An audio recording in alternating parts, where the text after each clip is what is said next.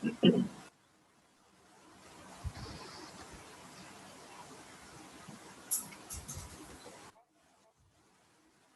to you, Paresh. Hello and welcome to another episode of In Conversation With. In Conversation With is a management series organized by CASI Global from New York, in which we invite senior management professionals to discuss, debate latest issues in search of executable advice. So today's seminar is going to be very interesting. This is day two.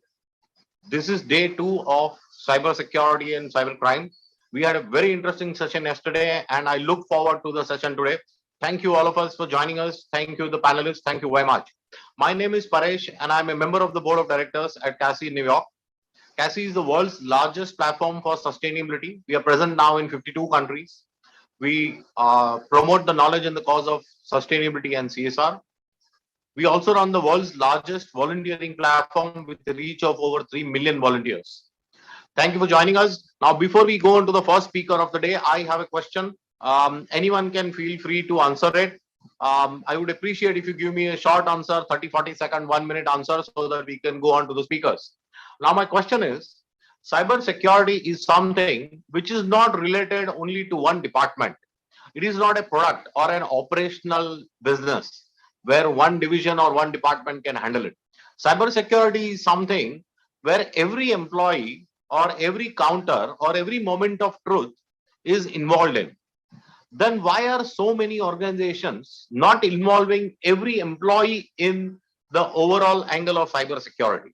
Why is it restricted too much to a department? That, okay, they will handle the security and everybody else can do everything else. Why does it work like that? Anyone? Can I? Yeah, please. No, the word cyber itself gives kind of a name for them. For the cyber means internet. Internet means IT people. And IT people will only take care of this, or only this department will take care of this. This is what is kind of a feeling which everybody has. And maybe that has kind of made it's the jargon what people are using, cyber security. And that's why they're trying to narrow it down to one people. Like you said, and very nicely put it, that it has to be from, everybody should get involved in this, because it is coming from, it's kind of a holistic view that you're getting. I don't want to extend it more. Let the speaker speak. Okay, which leads me to my follow-up question. And again, I would appreciate a short answer, probably from Vishalji or Rajeshji, because you're handling large companies.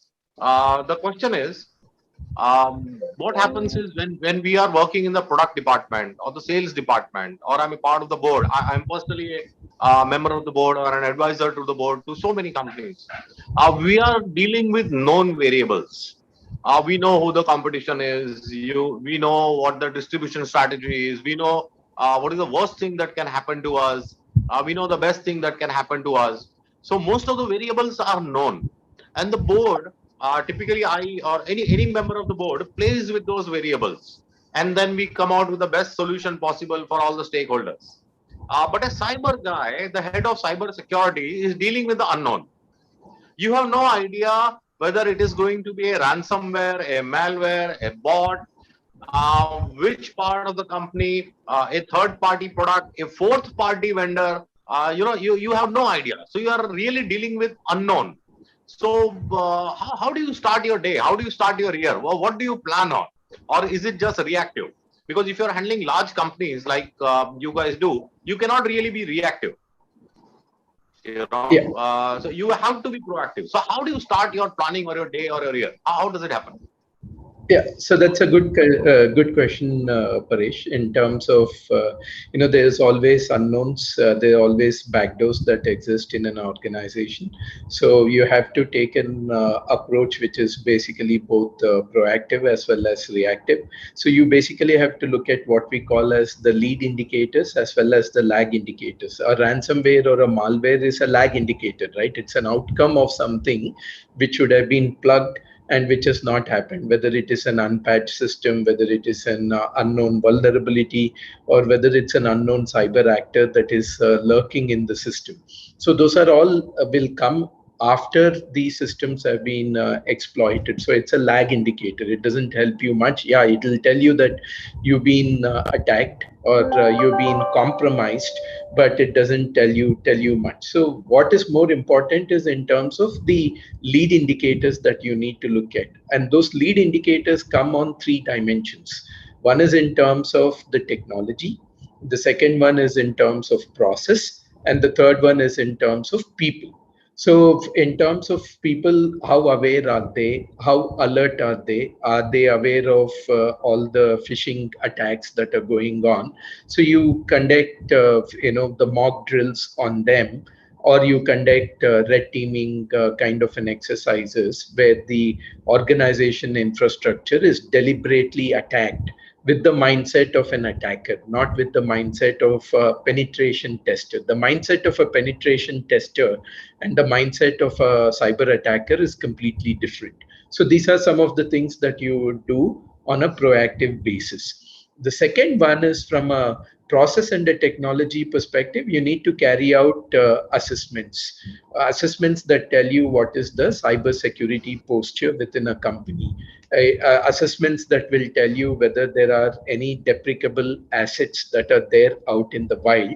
And it also needs to be combined with the intel that you gather based on the security incidents that happen within an organization, which get aggregated in your security operations center, or in a SIM tool, security incident and event management tool, and then correlate it with the intel that you get from outside, possibly a deep web research or a dark web research.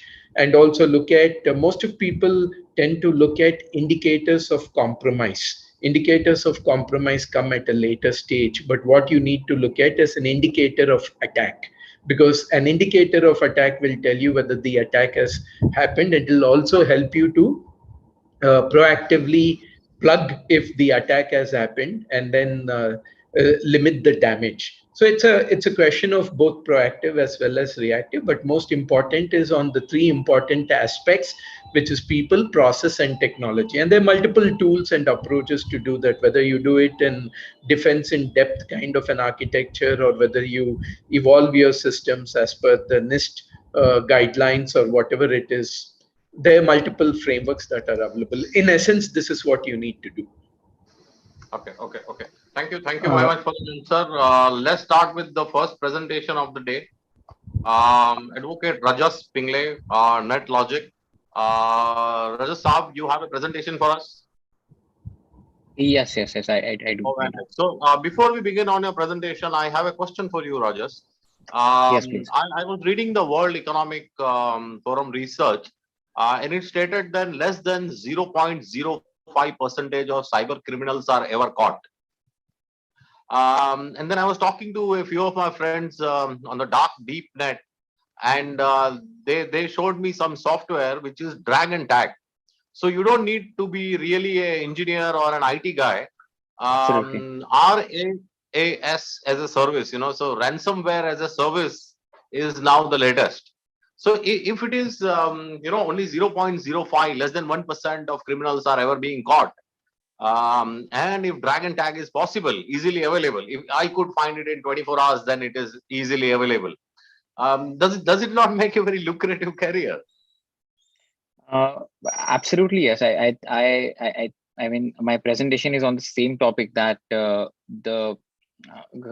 first of all, the percentage wherein the law enforcement agencies are actually able to catch the criminals is very, very low, as you stated. That's actually true.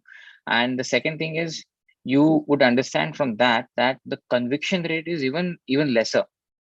So when we talk about the law enforcement actually catching hold of these criminals, and then they being produced in or before a judge, and actually the trial happening and convicting a criminal, that's a very far-fetched thing. So that itself doesn't ensue confidence into the society, that okay, even if a cybercrime is happening, but subsequently the legal system is so robust, or the enforcement is so robust, that the criminal will be caught, and the law will take its own course, and actually you will get justice, or your data will be recovered, or if you have lost a substantial amount of money, it can be recovered. So I think there is a dire need to change the law. Firstly, because if I go into my presentation also, I will talk about the dire need to change we require in the law, or the amendment we require in the law. Because what's happening, uh, after 8 years we are getting the amendment, but the technology is evolving daily. So that's a vast gap which is there, and the law is basically not able to catch up to the criminals, because there are no amendments. Subsequently, there is no implementation of that law. So we talk about cyber resilience and all these words and all these cyber defenses, but the law is not able to protect us properly. The implementation is not there. The enforcement agencies are not able to catch hold of these criminals, because there are limitations uh, made by jurisdiction, made by technological limitations, made by cybercrime awareness related limitations as far as the enforcement agencies are concerned. So all these factors are there, and that's why this we are seeing this sad scenario. Sure. Let's move on to your presentation. While you hold on to that thought about the law, we shall get somebody from the law to join us very soon. In Sure. fact, you should have been here yesterday I was when there. Dr. Mansingh Rajput, the Deputy Commissioner of Police, Mumbai, made a presentation on the law side. Nevertheless, we'll get somebody. Hold on to that thought. Please, let's have a presentation, sir. Thank you.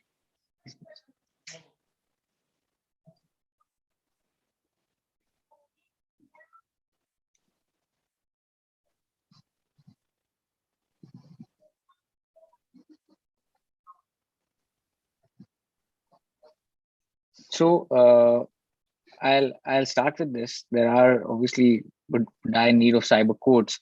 Uh, let's identify the six sectors which are most vulnerable to cyber attacks first. First is banking, financial services, and insurance. I've seen not only the big banks are getting attacked, but I've seen so many cases right here in India, and specifically in Pune, wherein even the cooperative banks are getting attacked, because they do not spend adequate amount of money on their cyber infrastructure. And I have seen this firsthand, because I have been there handling these cases, and unfortunately they have been losing money like anything. And obviously they now, even the cyber insurance is coming into play, and these banks are opting for cyber insurance, but all these factors are there, and that's why these sectors are getting affected specifically. And there is healthcare, as yesterday also someone in their presentation said that the vaccine manufacturers are getting attacked. Then there is e-commerce and retail sector which is getting hampered. And education, right now everything is online, everything is virtual, and because of the scenario, because of the COVID-19 scenario, these schools and colleges are also getting attacked, uh, because everything is virtual now. Then hospitality industry, hotels, and telecommunication industry. Specifically, as far as telecommunication industry is saying, I have been seeing this trend for last 10-15 years now, that it is so easy to obtain a duplicate SIM card, which is actually registered in someone else's name, and subsequently to basically hack into their bank account, get OTPs on that duplicate SIM card, and withdraw the money, or launder the money to some other countries. So this has been going on since at least 10-15 years now. So need for speedy trials, as I said, that even if we talk about electronic evidence, there is a lot of confusion, because the law enforcement agencies, they are not able to understand how to seize the electronic evidence properly, subsequently how to maintain the chain of custody, and to present it before a court of law, so that that evidence will get appreciated properly. And that's not been happening because of lack of awareness, because there is a lack of training which is to be given to the law enforcement agencies also, that how to handle the evidence, how to maintain the chain of custody. It as simple as I've seen many scenarios wherein if a hard disk is seized, that hard disk is not kept properly. Subsequently, when you give that hard disk to a forensic lab, they would come back saying that, okay, the hard disk was not kept properly because it has received some physical damage, and the data is not recoverable from that hard disk, so the evidence is gone. So all these scenarios are there. Then there is high legal cost. If we talk about filing a case, as far as Information Technology Act is concerned, filing a case before an adjudicating officer for compensation, obviously that requires a high cost. You have to pay a heavy stamp duty and subsequently claim the compensation. And loss of reputation is there till your case gets registered. I have so many foreign clients, and it is getting so. I mean, it's really difficult as far as these foreign clients are concerned to get a case registered in India if they don't have any representation in India. So registering an FIR at a police station level, it gets really difficult. So these are all ground level challenges that we are facing right now. And till that time, we actually get the FIR registered and get the case or investigation going, there is a heavy loss of reputation also. Then prolonged court cases. If at all the case is registered, the FIR is registered, if we move forward with the investigation, subsequently there is a lot of time taken by the law enforcement agencies also to actually file a charge sheet before a court, and subsequently to get the trial going. That's a different scenario altogether. Because of the COVID-19, it has become even more worse to get the proper court date and get the trial going forward. Yeah. So there's the last thing would be the lack of cyber awareness. So lack of cyber awareness, like even the panelists discussed yesterday, that there's a lack of cyber awareness as far as companies are concerned. It is everywhere, not just companies. The lack of cyber awareness is there as far as the law enforcement agencies are concerned, as far as the judges are concerned, the public prosecutors are concerned, even the lawyers. So there is a dire need of education as far as cyber awareness or that cyber security is concerned, or seizing the electronic evidence, producing it before the law. So all that awareness needs to be given to all these agencies. Then why I said that there should be amendments to the may be Information Technology Act or cyber law of any country. There has to be periodical amendments, at least 1 year. I mean, after 1 year, there has to be the central government or the government of the country should take initiative to amend the cyber laws because of the changing and evolving technological scenario. Now, right now, as far as India is concerned, we do not have a search and seizure procedure or a booklet like they have in the US. They have their Department of Justice has a specific electronic evidence, a search and seizure booklet. So that all these things are required for the law enforcement agencies also. As far as this is concerned, the High Court of Kerala came up with new guidelines. It's always welcome, but we need a proper booklet as far as search and seizure procedures are concerned. Then enhanced data protection law. This PDPA bill is pending since 2019 and it's lingering there. I hope it comes into existence soon because India as a country needs data protection law like yesterday, and the government needs to take this initiative and put the bill in the parliament, place it before everyone, and just get it as an act. So lack of legal remedy for sextortion, we still do not have a specific law for sextortion.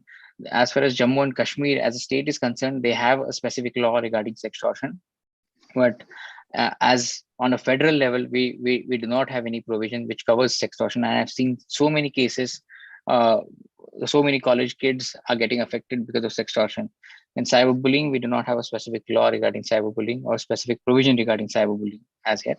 And fake news, like Singapore has the anti-fake news law. We have these intermediary guidelines of 2021, but we need a separate law for fake news as well. Then there are lack of trained judges, public prosecutors, and law enforcement officials. As I said, it's a ground reality, and we need to train everyone as soon as possible. And inadequate regulation of cybersecurity. We need like data protection authority. We need some authority who is implementing and who is regulating the cyberspace periodically. So for that, we need a separate agency altogether. We have certain, but I think we need some proactive agency who looks into every aspect of cybersecurity as far as the country is concerned. Then there is a dire need for special cyber codes. We have adjudicating officer who looks into compensation related cases under Information Technology Act in India, but we do not have a separate cyber court. We have a cyber appellate tribunal as well, but we do not have a separate cyber court as far as the criminal cases are concerned. So that is also required to give confidence to the public in general that, okay, even if there is a cyber crime, you are going to get justice. There are special cyber courts which are acting in a summary manner, which are taking time into consideration and giving proper judgments. So that will ensure faster redressal of any case which is there before the judge. It won't also entangle with the jurisdictional issues, because these as far as cyberspace is concerned, there is no border.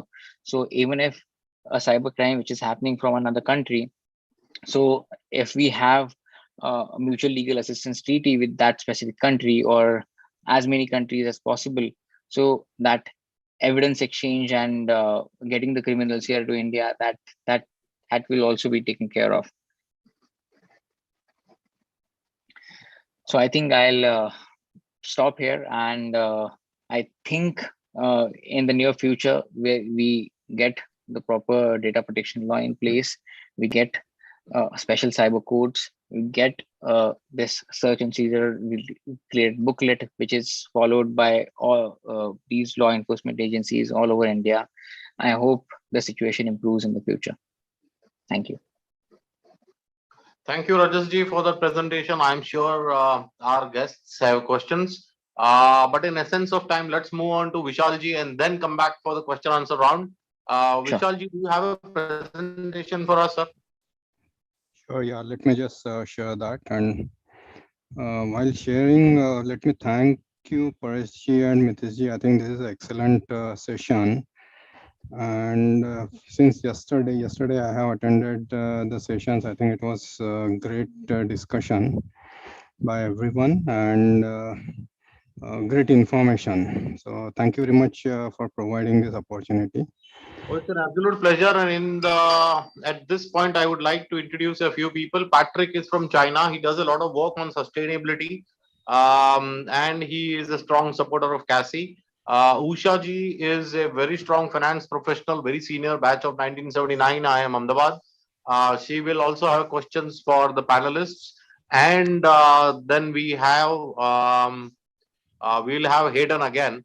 Hayden works for the Securities Exchange Board at Trinidad. He was the CEO. So he will be asking questions to the panelists from the regulatory point. So let's have the presentation, Vishalji. In essence of time, if we could have 5-6 minutes per speaker, then we have a lot of time for question answers. Sure, yeah, thanks. And great to see a lot of cybersecurity fraternities here. And as Mr. Paresh said, so in the essence of time, I'll try to limit my topic within 5 minutes and have another couple of minutes for the question and answers. And I would like to bring up a very key and very important topic here for the cyber security. I know since yesterday we talked a lot about the cyber attacks and the ransomwares and most of the technical things, but I just wanted to draw the attention to one of the very important board related topic, which is again specifically for cybersecurity, which is return on investment. How CISO and most of the attendees here are the CISOs of multinational companies and big companies. So what is return on investment means to a CISO and how it is looked by the board. There are two aspects to it. The board thinks very differently, and CISO actually experiences it very differently, right?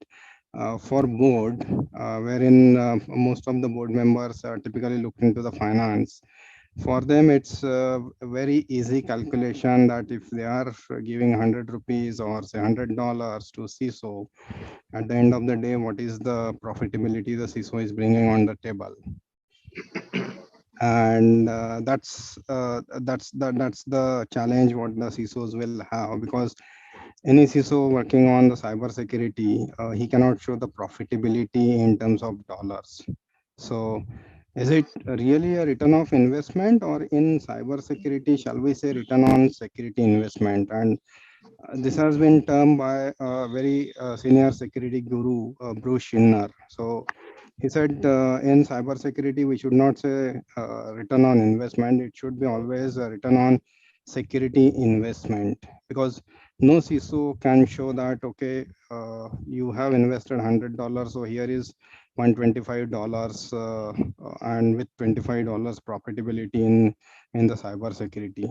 That's no CISO can do that. I think the CISO's responsibility is to showcase how much they have saved from the cyber attackers, and there are no ready-made calculations for that, or it's really difficult to quantify the amount, right? How can a CISO say that, say yesterday there was an attack and we saved our company from the attack, so it is a saving of $10,000 or $1,000 or $1 million, right?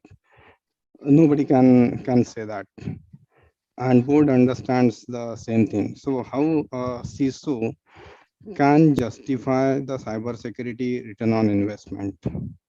That's a very practical challenge which most of the CISOs are facing, or they might have faced.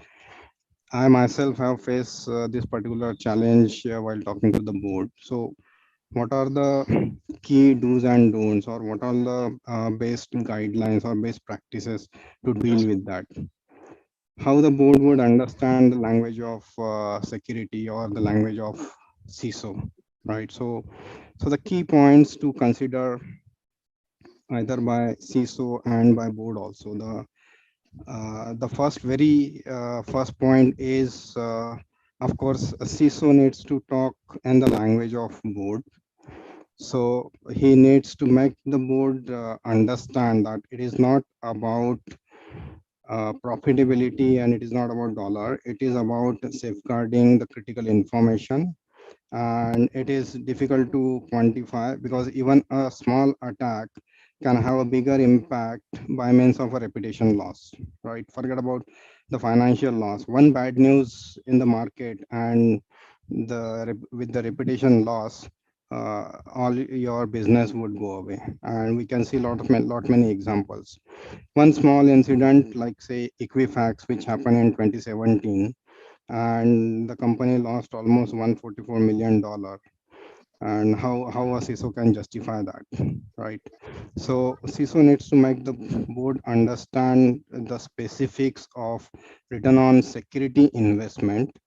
It's not about profitability, it's about how much we are saving for the company and how much company can have an impact in terms of reputation loss if any of the attack happens in the company. So I think that's the first point, and there's a prime responsibility of CISO to help the board understand this particular point. Quantifying the amounts, of course, CISO can try different ways and means, and that's the second point which I have. So the second point is a CISO can show a trend analysis probably from last year or last 2-3 years to showcase what all the incidents or attempts were there for the company, and how much the company have saved for those incidents. So the trend analysis would definitely help for all the CISOs to showcase it to the board, and at least it would give some figure in front of the board that how much was the saving. So that is one of the aspects which I think CISO can help the board to understand the trend analysis of 1 year or 2 3 years. And last but not the least, definitely the CISO can show a progress in terms of cybersecurity maturity. So it's like CMMI. Like today, we are at the CMMI level 1, and with the maturity assessment, moving to the left, becoming more proactive than reactive. How we are shifting to more left, and how much mature the organization is becoming in terms of cyber security. I think that picture showing to the board will definitely help in getting more budget for the cyber security. So these are the key 3 points which I wanted to convey, and on this very important topic, I think I'm already over than my time. Vishalji, that was an amazing line of thought. See, the entire idea of these seminars, the basic question is, what's your angle? Yeah, so that is the basic question of our seminars, and your presentation is amazing. It is amazing because this is your angle, and this is an angle which every board member struggles to understand. I have myself struggled. I am still struggling with our CISOs in all the boards that I sit on, and it is like insurance. So we compare it with insurance. We say for a manufacturing unit, 3 to 6%, 7% tops. So if you're spending more than 7% of your profits on insurance, then you are over-insured. The insurance company doesn't think like that, but a board member thinks like that. So making a business case and showing a trend analysis to show how much you have saved will definitely work with the board, because I can assure you most people on the board are commercial. Correct. We all That's come very from true. commercial backgrounds and not information security backgrounds. So it is like talking Greek to us when you go into information security rooms. But tell me something, when you make a trend analysis and you're trying to show how much the company is saving in the trend analysis. So what are the variables that you will take? What are the factors that you will take in this trend analysis? So as I mentioned, quantifying it's really difficult, but of course we can have some of the parameters, like we can give some examples of some of the other companies which has been impacted by that particular incident and how much they lost. So that approximate amount we will be having, and of course repetition loss we cannot again quantify, but at least if we can have this kind of trend and analysis, we will have at least a high level ballpark figure that how much we have saved for our company. Mm-hmm. Now let's take this offline again. I would like to have a deeper discussion with you at a personal level. That was a very good presentation, and we will have questions. But let's keep the questions for the end. Let's move on to Ankit ji. Ankit ji, are you there with us? Hey, yeah, hi Paresh. I'm there. Oh, Sorry, very I nice. cannot switch on my video because I'm on an unstable internet connection today. Okay. No worries, no worries. So Ankit ji, would you like to share a presentation with us then? Yeah, sure, definitely. Please. So,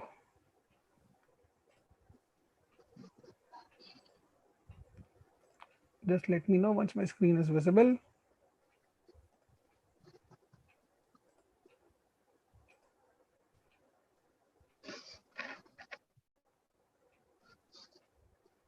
Yes, your presentation is visible. Cool, great. So, hello everyone. This is Ankit Panchal, and I'm here today to talk about some aspects on the future of cybersecurity. Uh, starting with my presentation, first I'll just take you through what are the current known threats, and what we have to be doing about it in future, and then subsequently I will proceed towards what are the future kind of safeguards that will be that we can consider to cover those known threats. And then I'll touch upon some important aspects, like the unknown threats which are known to us, but for which we don't have any concrete solutions at this moment. So starting with my very first thing, what are the current known threats? First is work from home or work from anywhere, which shall become permanent. We have global tech giants like Facebook, Twitter, Apple, and the likes of them, and even Indian banks like Bank of Baroda these days having publicly announced work from anywhere policies. This exposes a very new attack surface which hackers are quite keen on capitalizing. Most of these companies around the world have really adopted solutions like VPN as their primary tool to secure the work from home channels, right, at the end of the day.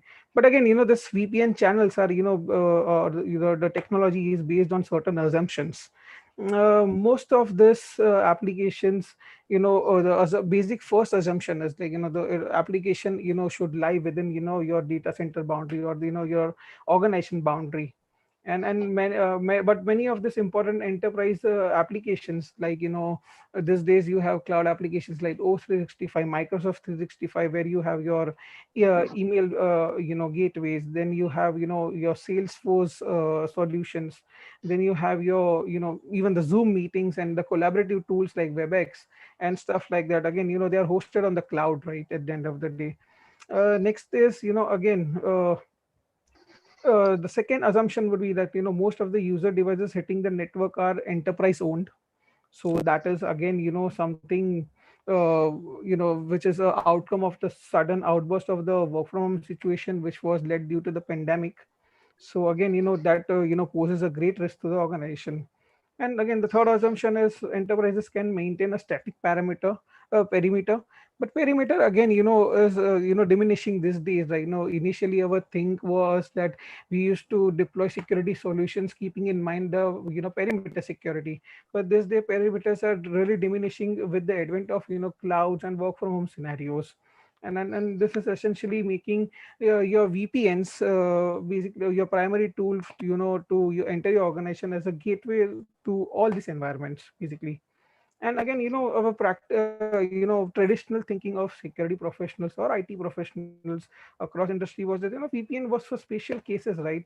It was never considered, or it was never envisaged for large scale remote workforces, and it's becoming really unmanageable to handle them and orchestrate the operations. Next is about supply chain attacks, which are on the rise and it will increase. So again, we have heard about instances of the solar wind attacks, right, which was much hype in the media, and it eventually got into the hackers got into virtually around most of the Fortune 500 companies, right. And again, we have attacks that were on Air India, right, which is a very recent example. Again, a classic example of supply chain attacks. And this really demonstrates how the supply chain attacks are really an elephant in the room for us at this moment. Often they are ignored, and they are very given very little attention. And supply chain constitute a it's going to constitute a key factor in determining organization cybersecurity strategy going forward. Next is with regards to the regulatory requirements that are increasing and are often different between jurisdictions. I guess while you work in India, you have various regulators regulating your businesses. While at the same point in time, if you're a multinational company, then you have different geographies, different governments, different laws to follow. Right? That really adds to the hardship. And then now the trend is that following the BFSI sector, more and more industries will we started to getting regulated, and then IT security will be a critical component of that. And self-regulation is something that a company needs to really adhere to at this moment. The second part is also very very important, which is with regards to the data localization and the privacy requirements that this laws really prescribes, or the standards, or the various jurisdictions that really applies to this particular aspects. So those are and again promulgated with multiple geographies, it becomes really difficult for the organizations to really sustain on those requirements.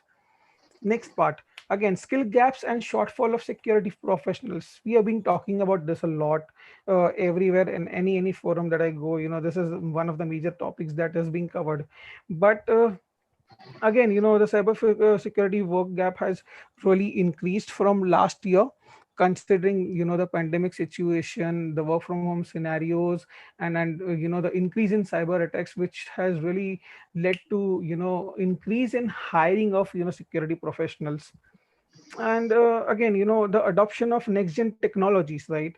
May it be Kubernetes, may it be cloud security, may it be IoT security. Again, they have further added to the complexity of securing the organizations, and security professionals are really far right now from catching up to the pace, the way the technology is evolving in the market.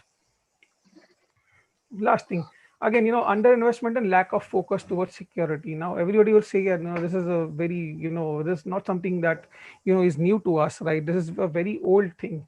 But again, this thing persists, and this underinvestment and lack of focus towards security of the companies is really what is contributing to the security breaches that we see and hear in and out in the news and in our everyday life. So that's there. So next, now I have spoken about a lot about what are the current threats and how it's going to affect our future. But next thing is, what are the safeguards that we put in place to this known threats that I just spoke about. So first thing, again, adopt a zero trust security model. Zero trust security model essentially says don't trust anything and anyone. Our focus should the basic focus of zero trust security models are to minimize security risk which are focused on user assets and resources, and not rather just on the network perimeter of an organization. Again, introducing zero trust into your organization requires controls and technologies across all your foundational elements of your organization, like identities, devices, applications, data, infrastructure, maybe networks, and so on and so forth.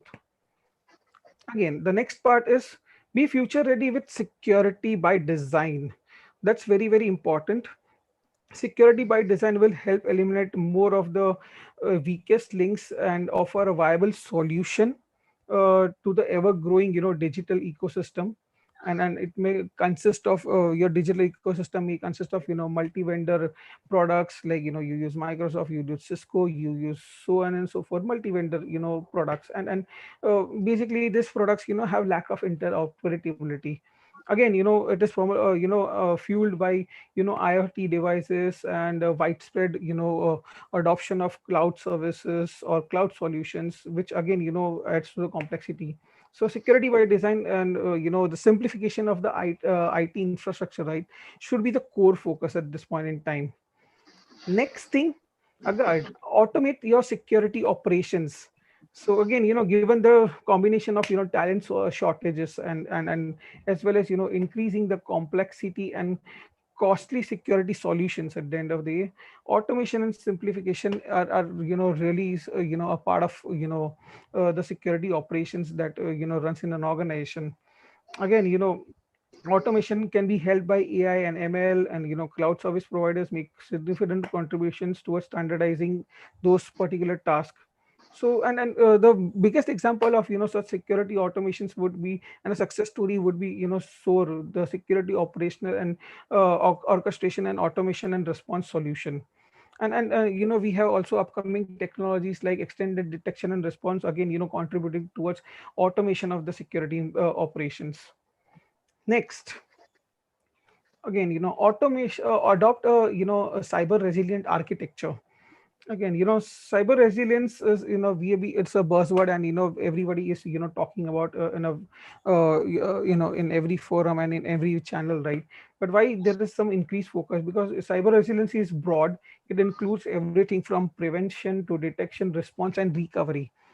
While I'll not speak much on the cyber resilience and how to achieve it, my major point that I want to make over here is that organizations, while they really focus on the prevention, detection, and response cycles of the cyber resiliency, recovery is something that is often I will say overlooked, or it is it's always an afterthought maybe. So there has to be, a focused approach towards precautions that should be taken ahead of time to make recovery after a major cybersecurity incident, more efficient, so that you can quickly recover from the cyber incidents is something that I want to see. And last, train your existing staff to be future ready. Again, retaining your talent and maintaining them and upgrading their skills is very, very, very important. Because while we talk about skill shortage a lot in market, right? How about training your own staff to get future ready, with next gen technologies, and how to really protect against the next gen threats is something that should really be the focus of the organizations. And again, this your existing employees, right? They know the nut and bolts of your organization, so they will be better at implementing the solutions, running those solutions in the organization. Last but not the least, I'll quickly move on to the future unknown threats, which are known to us today. But the solutions might exist, or the solutions are too vague enough. So starting with the very first thing, cybercrime will continue to innovate. We have seen innovations, as like Professor sorry, Mr. Paresh was talking about, ransomware as a service, right? People are innovating, hackers are innovating, they automating security operations in no time. Again, this can be via AIs, and machine learning algorithms. And again, the risk and by defending against such unknowns, still we need to. It's all about we are fighting an unknown enemy, so we don't know that what is the next attack or the next move that he is going to make. But one thing is very simple, that the attacker has to win just one time, and the security professionals should be winning all the time. Just one single failure and you're known for that. Uh,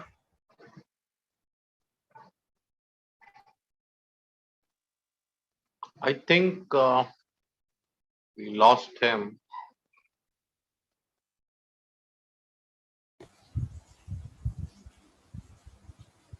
Hello.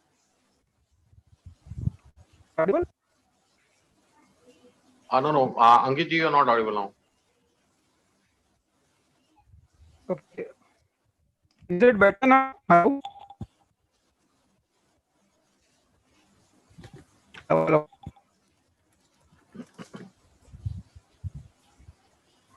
Hello. Yeah, Ankit ji. Can you hear me now? Hello. No, no, we can't. You're breaking up. That's really bad.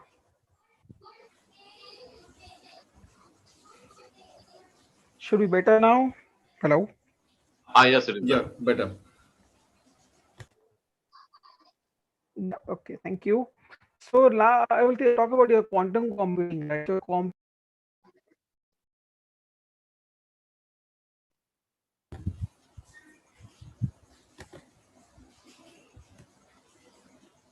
I guess we lost him again.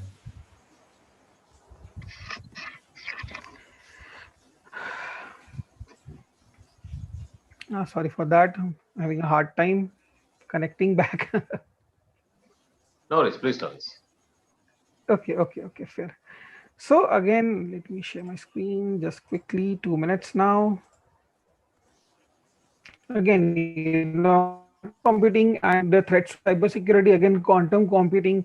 Imagine, a scenario where there is a data filtration that is happening from an organization, right?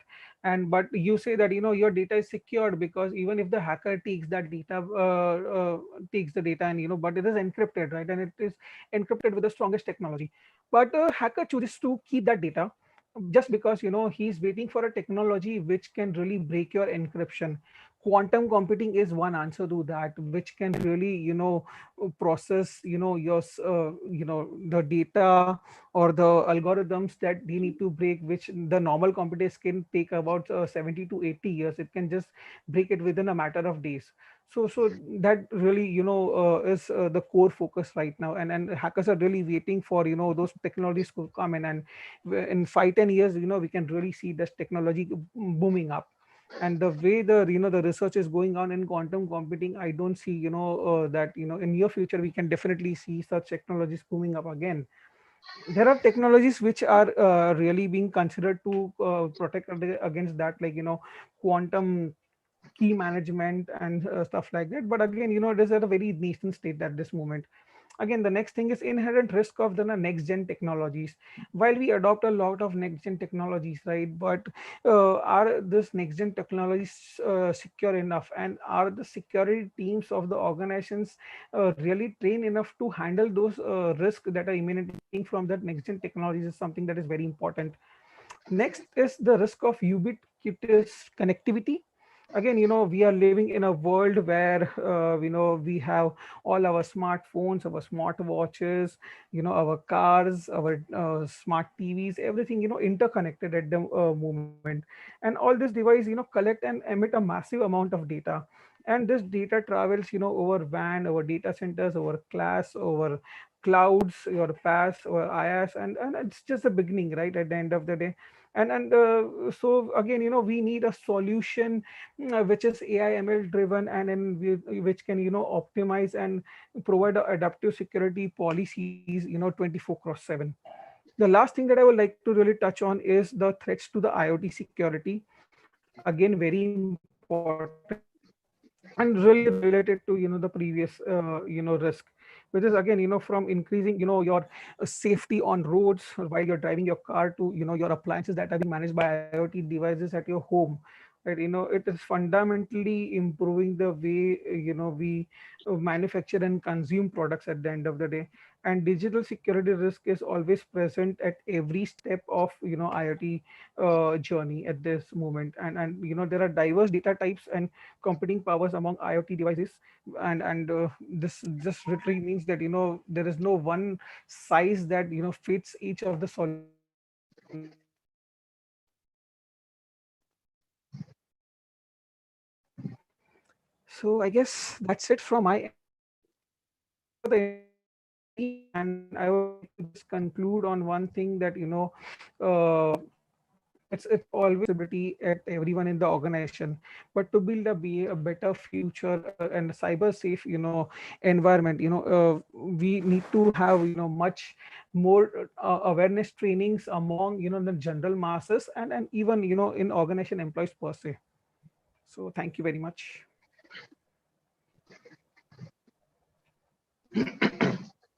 Thank you very much, Ankit ji, for that. And we completely agree. We at CASI completely agree with the awareness advice that you gave. In fact, we are trying to, or we are in the middle of organizing something for over 1 million students on cyber security. The last time we organized something for road safety, and it was 3/4 of 1 million students participated. So this time we are targeting 1 million, but on cyber security. So Wow. with that, we come to Rajesh ji. Rajesh ji, thank you for being with us. Rajesh ji, you are a customer-facing business unit, or you are an internal-facing business unit?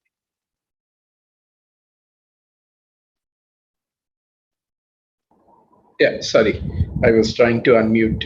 So I represent the cybersecurity practice globally for TechM, which caters to about 160 customers in different parts of the world. So it's a So customer-facing you are business unit. external-facing business unit. You also work on the smart cities.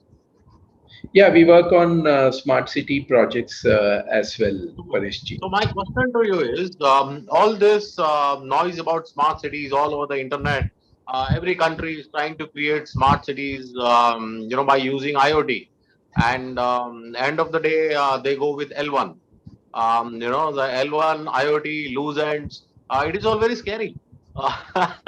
Because Absolutely. L1 may not necessarily be the strongest protector, because we are looking at protection. We are not looking at wearing $1,000 suit, which you can opt for a $600 suit or $100 suit.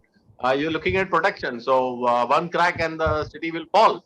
The Right. smart city will not be very smart after all. So tell me something. When you look at a smart city, or when you go deeper into the smart cities, how well do you work on cyber security for these smart cities? Is it given a lot of planning? What is really done? Yeah, that's a good question. So first of all, smart city, it's not only with respect to the smart city, it is with respect to the operational technology per se, right? The concept of Internet of Things, the IoT devices, and the operational technology. The security pertaining to that has not evolved significantly. And good example is the Colonial Pipeline ransomware attack that has happened. What did the guys do? They basically looked at the OT devices and the IoT devices. They didn't even have two-factor authentication. They took over those particular devices and then crippled the entire supply in the Colonial pipeline kind of a thing. And this we see not only in the smart city but also in all the enterprises. There are a couple of things that either the smart city or the enterprises do not pay attention. Number one, many companies don't even know how many such OT devices are there in their landscape. So the first things needs to start with the discovery of that particular OT devices. Number two, the operating system on OT devices is not very standardized. The firmware on the OT devices is not standardized. As a result of which, they not only become a gateway to the internet connection, but they also become a gateway to a number of cyber actors. And many of these systems that pertain to the OT systems, they are unpatched. So they are unpatched vulnerabilities because of non-upgraded operating systems, non-upgraded firmware. Then there is a tendency of the organizations to force fit IT practices to OT practices. So, you cannot apply operating principles that pertain to IT infrastructure and force fit it to the OT infrastructure.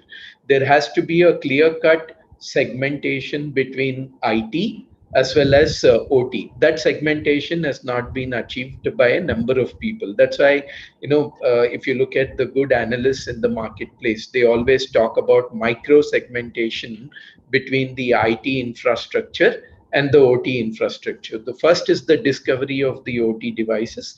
The second one is ring fencing those OT devices. These days, what they do is you create a micro cloud kind of a deployment for the OT devices, and then you ring fence those OT devices so that they are not exposed to the wild internet and the traffic on that particular wild internet.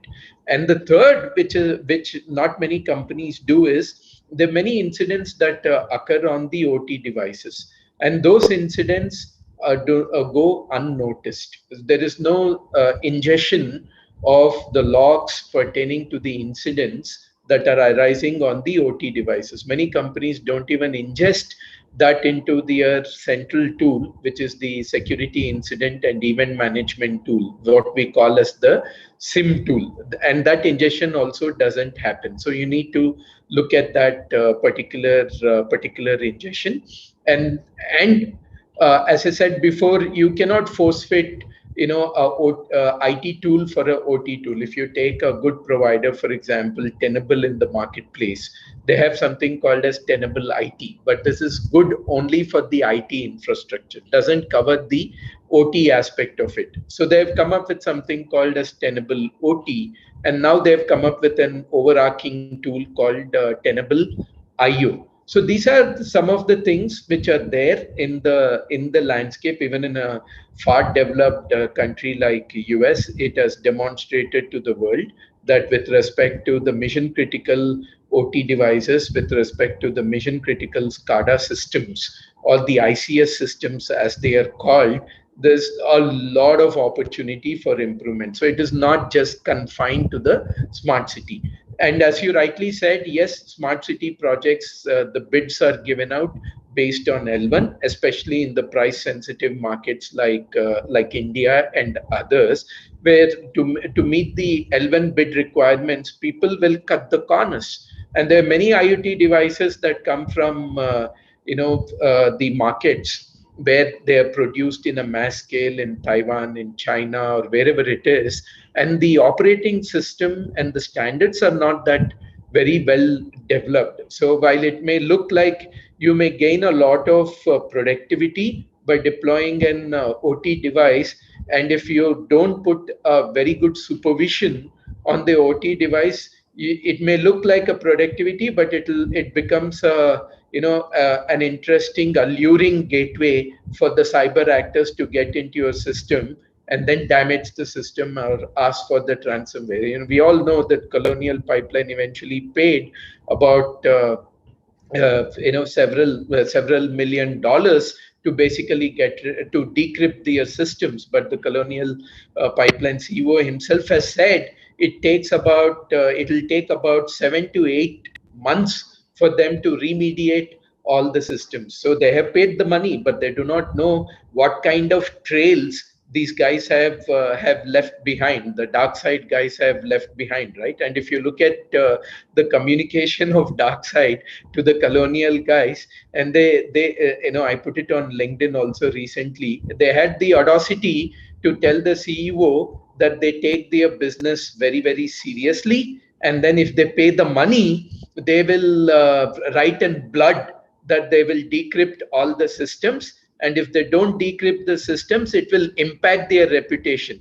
The word they used is it will impact their reputation if they don't decrypt their systems, and if their reputation is impacted, they will go out of business. Look at the audacity of the email those guys sent to the CEO. It's a hard reality. I guess one or two incidents of this should eventually help companies to navigate from L1 as a deciding criteria to a technology as the deciding criteria and not the price. Because eventually, if you take the total cost of ownership, and even if you pay for 2 or 3 ransomware attacks like that, the L1 will become H1. It will no more be L1.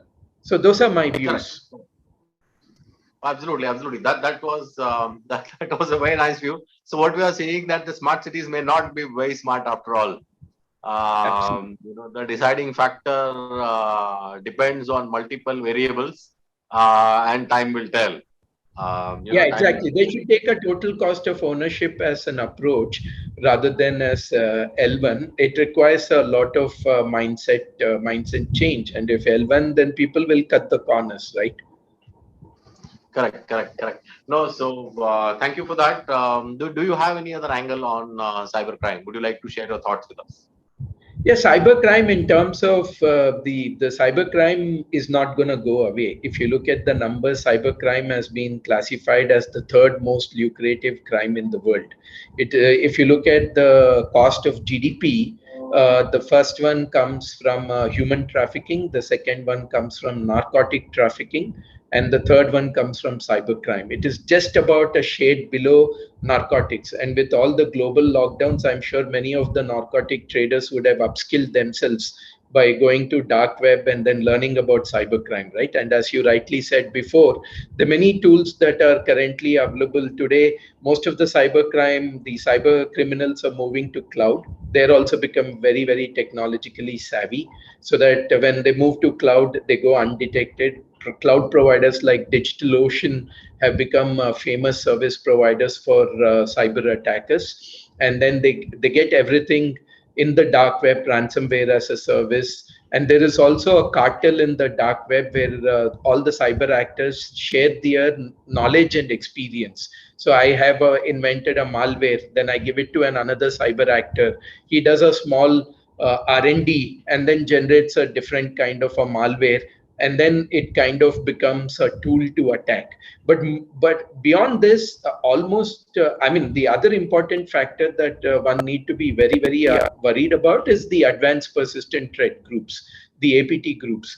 APT groups earlier never went after the private infrastructures, but SolarWinds Sunburst hack had proved to us that they went to a private infrastructure to get to the crown jewels of US government. So the APT guys are now becoming increasingly active, and they are going after the private assets and the private jewels, and they basically use that as a gateway to get into the government sector. So cybercrime is not just because of one or two geeks who wanted to make fast money and then they access everything in the dark web. It's not just because of that. It is also because of a lot of APT groups who are now becoming very active. So it's very important, and it's a never ending catch up game between the good guys and the bad guys, right? The good and the bad guys have equal access to the technology, but their intent is different.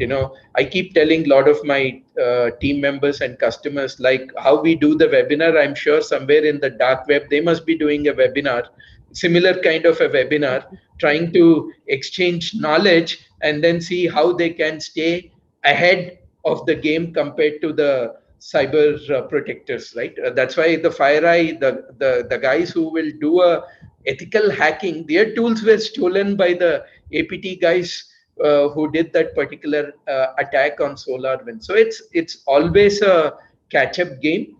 It is always a catch-up game, and one needs to be very alert, especially about backdoors. Even a single backdoor, you have a virus. And unfortunately, we are living in a world where one virus is damaging us in the real world, and another virus is impacting us in the ether world, right?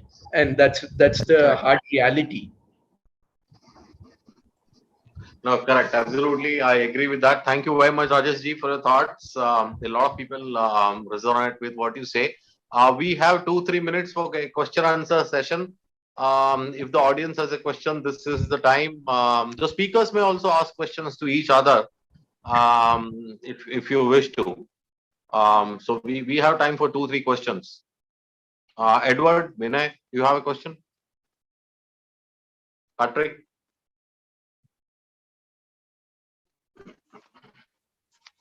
Yeah, sure. um, yeah, I have a lot of questions, but maybe the one that's most interesting, I think the last presentation actually covered some of the issues that I've been missing a little bit, is with the smart city, having some of the systems not connected to the internet. I think that's a solution that is overlooked. Does everything actually have to be on these online solutions all the time? I think that's, Yeah, absolutely. and it also, that question relates a little bit to the unknown and what is known, because you know your exposure, right? You know everything that you have which is sensitive. So I would say you should focus more on, if somebody gets this, what happens, rather than trying to guess how are they trying to get it. Exactly. Absolutely, you're absolutely correct, Patrick. And that happens because these are connected without any restrictions. Because once they deploy the OT or IoT device, it is not even in their purview, right? So that's why I said the first thing is to start with discovery. And it's not necessary that everything has to be connected. You can deploy it in an air-gapped kind of a network, especially when it is dealing with mission critical information or mission critical process, and then come up with segmentation. That's why now micro segmentation has become very important in this particular area, because what happens is, through micro segmentation and the zero trust concepts that are coming into play, even if one particular OT device is exposed to internet through a particular session and that session gets compromised, there's a very little opportunity for a cyber actor to move laterally, because it's a very tight siloed system wherein that particular session has been compromised, and their ability to move freely within the enterprise is very remote. And that's exactly what now people are using, the same concept they are using for work from home. Somebody has spoken about expanding corporate attack surfaces. With expanding corporate attack surfaces, nobody is anonymizing the surface. So if you anonymize the attack surface, then the attackers do not know, and you're giving the, access to them to internet through micro sessions, wherein if these and you're letting a user to connect to an application and not to an entire internet, and even that connection is it is compromised, there's a very little damage that is possible. So some of these concepts are coming in. One or two hard hitting events will make people realize, otherwise they're generally in a trap saying we are completely secure, and no amount of evangelizing will help until and unless that self-inflicted injury, because that self-inflicted injury speaks a lot more than evangelization. Correct. Yeah. Correct. That's, Thank you. that Thank you, sounds Rajesh. very for that. sensible. Thank you, Rajesh, for that. Krishna, you have a question. Before that, I have a question for Rajesh ji. Rajesh ji, are you there? Yeah, I'm here. Yeah. See, when you are talking about creating a separate code for cyber or rules for cyber, but will it not be a fallacy? Because what happens is most of the cyber attacks are cross-border. Yeah, so it's like having a policeman standing outside my house. But how does he do something that has originated in Venezuela, or Morocco, or Mexico? So the entire thing becomes a fallacy unless you have a court of courts reporting to the World Bank or something like that, where you can file a case there, against anyone in the world, which is not really a possibility given the current circumstances of the world. And it will not be possible for the next 50 years also. For an Indian national or even an American national filing a criminal case on somebody in Morocco. It doesn't work like that. So this entire system then becomes a fallacy. So when you have a criminal code or a cyber code, then it would be the underlying assumption that the thief is also in India, which is not the case. And even if the thief is in India, we will not have any idea about it. So then this is a vicious negative cycle. So how does one work? How do you work? How do you file a case against somebody cross border? That is my real question to you. How will you do that? So there's something called as extraterritorial jurisdiction. Mhm. So we have it in India. Even other countries do have it. So even if a criminal commits a criminal activity, suppose some in some other country which is affecting a computer in India, so if India has an MLT, mutual legal assistance treaty, with that specific country, then we can file a case here in India, and that person can be prosecuted here in India. So it depends on country to country basis, or even when we consider United Nations. So if there is a specific convention, so as to cyber security or cyber crime, and if so many countries are coming together and signing and ratifying that uh, this joint initiative or an agreement, so most of these countries will be sharing evidences with each other. Most of these countries will have extradition treaties with each other. So it will work in that fashion.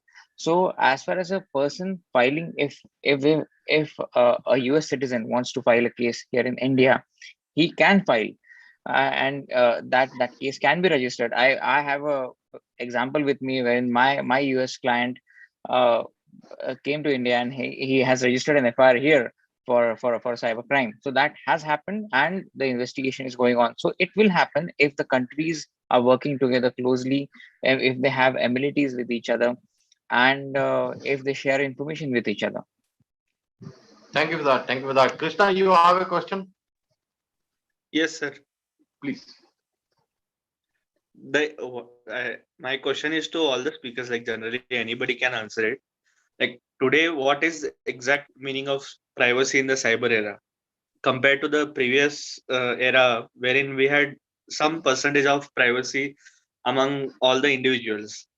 Say you had about 90% to 95% of privacy, but today nothing is a term called as privacy in the cyber era. So how one can protect their own cyber privacy? So that's a good question, Krishna. In terms of, for example, you take your mobile phone and then you start show your location status. Then you start getting messages or promotions from the neighborhood merchants. That's a violation of your privacy, right? And then can you not switch on your location? You have to switch on your location if you have to use navigation, if you have to give directions to people to reach out to you. But moment you switch on your location, your privacy is being infringed upon. So what the progressive telecommunication providers and the progressive governments are now doing, for instance, even in India, when you land when you get off a phone and power on your mobile, you may get a call from your home or you may get a call from a telemarketer. In fact, the telemarketers know much faster than your family members that you have landed in the city. That is the reality. So now what the Telecom Regulatory Authority of India has said is, can you stop calling? Should we encourage stop calling? No, it is going to impact commerce to a major extent. So what these guys have said is, you will have what is called as a preference, and you will have what is called as a consent. So once you give your consent saying that you can be reached out by telemarketers, then they have all authority to reach out to you. Then preference is basically you define when do they have to reach out to you. Do they have to reach out to you on Monday, Sunday, 6 p.m., 5 p.m., 4 p.m. on a particular day? And also, whether you want only the car manufacturers to reach out to you, within car manufacturers, whether it is Ford, Mahindra and Mahindra Motors, all that thing has been worked out now. And it is going to bring in the consent and preference. So if you give your consent and if you share your preferences, then you can be called upon. Those who don't give a preference and a consent, they cannot be called upon.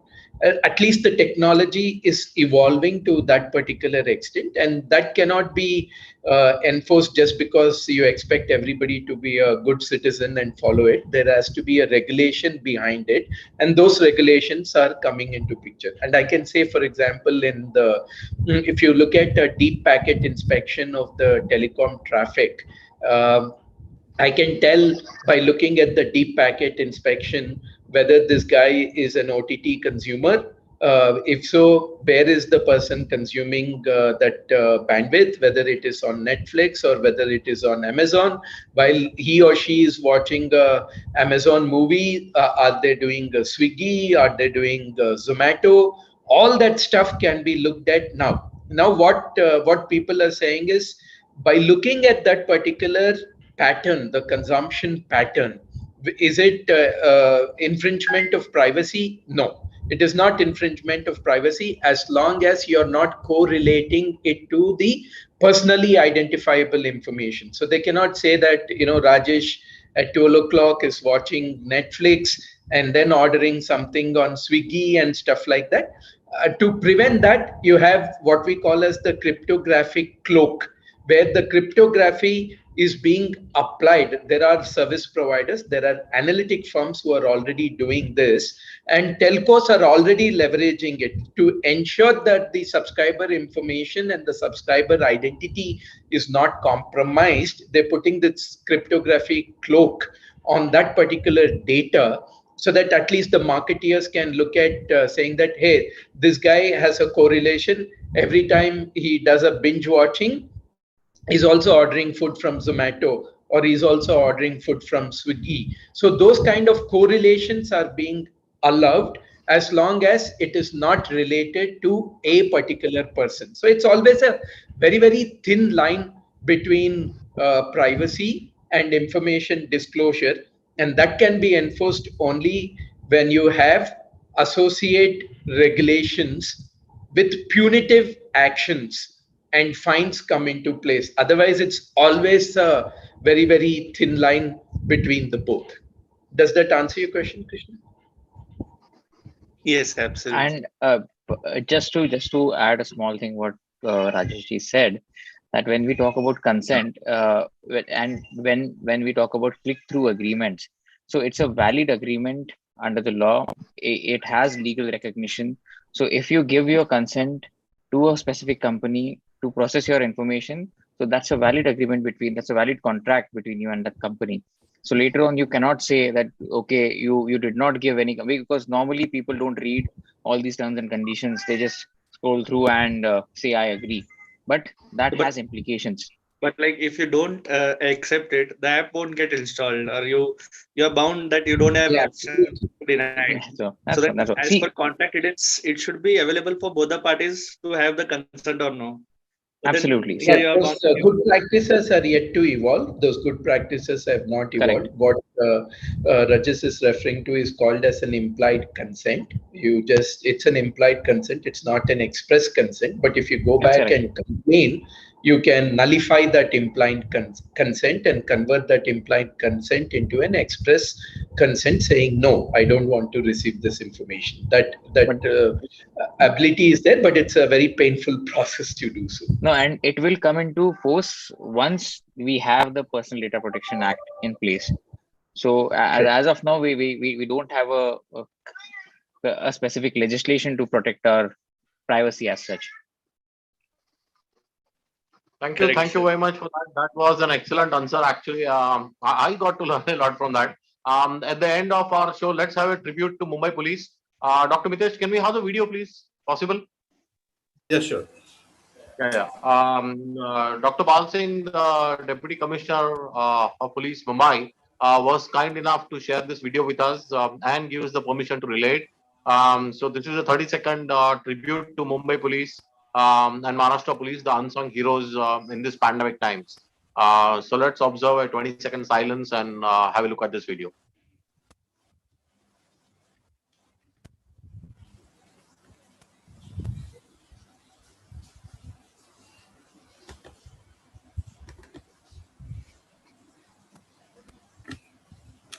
Is my screen audible? Is my screen visible? Sorry. Yes. पता है इन सब लोगों में एक चीज common है, guess करिए क्या? नहीं पता? चलिए एक हिंट देती हूँ, ये सब आपके परिवार से जुड़े हैं। अरे फिर भी नहीं पहचाना आपने इन्हें? चलिए कोई बात नहीं, वैसे भी ये लोग पर्दे के पीछे ही तो काम करते थे। इन सब की डेथ हो गई है कोविड से, ताकि आप और आपका परिवार सेफ रह सके। और यही तो है परिवार का मतलब, अपनों की रक्षा करना। जो हमारे लिए जान दे सकते हैं वो अपने सगे नहीं तो फिर कौन है?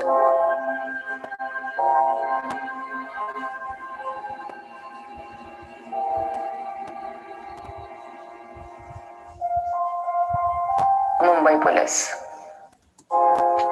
पता है Thank you.